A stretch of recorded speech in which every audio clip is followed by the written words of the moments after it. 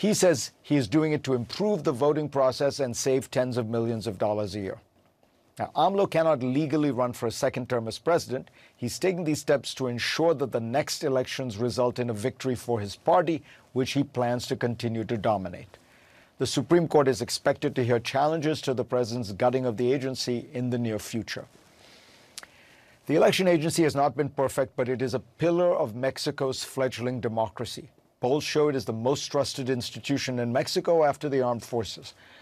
AMLO's attacks on it have been part of his assault on several NGOs and independent government agencies, from those dealing with corruption to human rights. In her excellent article, Shannon O'Neill writes that AMLO has raided the coffers of public funds for artists and academics, weaponized the judiciary, and routinely attacked those who criticize him. AMLO's entire term in office has been out of a Peronist textbook, claimed to speak for the poor, attack the elites, and meanwhile run a shoddy, incompetent government. When a journalist reported on the lavish life the president's son lived in the United States, he released the journalist's alleged personal income information, which the Mexican Bar Association said violated the Constitution and the tax code.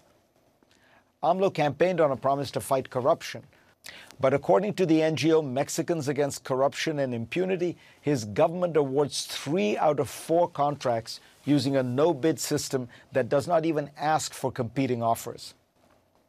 Mexico's biggest problem is not an economic one, but rather a political one.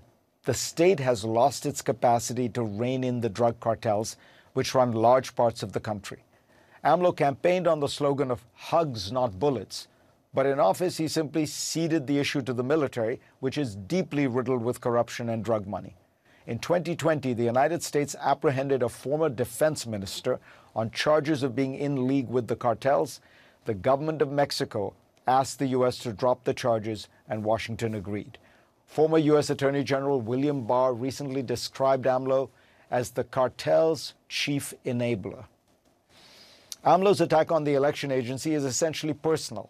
He believes that he won the 2006 and 2012 elections, but was denied his due. Independent observers do not agree. In fact, much of his presidency is an act of narcissism.